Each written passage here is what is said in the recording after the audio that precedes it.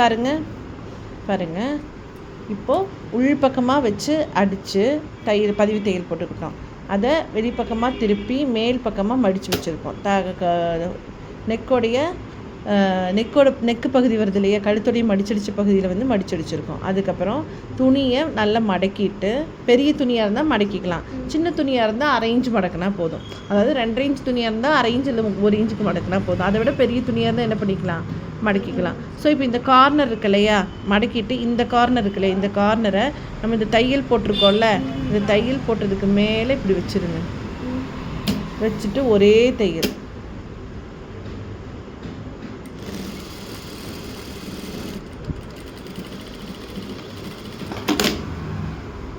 ஒரே தையல் முடிச்சுட்டு, அவ்வளோதான் ஹை பீஸ். இதில் வந்து நம்ம ஐ கட்டுவோம் இல்லையா, அந்த மாதிரி ஐ கட்டுவோம். எப்படி அந்த நூல்லையே ஐ கட்டுவாங்க பார்த்தீங்களா, கொக்கி மாட்டுறதுக்கு பின்னல் போட்ட மாதிரி கட்டுவோம். அந்த மாதிரி இதில் வந்து ஐ கட்டுவோம். அதுவும் எப்படி, நீங்கள் ஃபஸ்ட்டு எல்லாருமே ஷிம்மியை முடிச்சிருங்க, நான் உங்களுக்கு அதில் காமிச்சிட்டேன். ஓகேவா, பண்ணியாச்சா? இப்போ அடுத்தது பார்த்தீங்கன்னா இங்கே நூல் கட் பண்ணி வச்சுக்கலாம். இப்போ ஹூக் பீஸ் நம்ம தைச்சி வச்சுருக்கோம் இல்லையா, இந்த ஹூக் பீஸை எடுத்து நம்ம கீழே இங்கே இங்கே வச்சு தைச்சிடணும். எப்படி, ஹூக் பீஸை தூக்கி ஐ பீஸ் மேலே எப்படி வைக்கணும், இப்படி வச்சு ஒரு தையல்.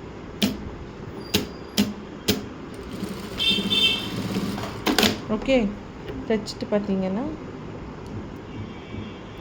ஷிம்மி தயார், பாடி பார்ட்டு தயார். ஓகேவா,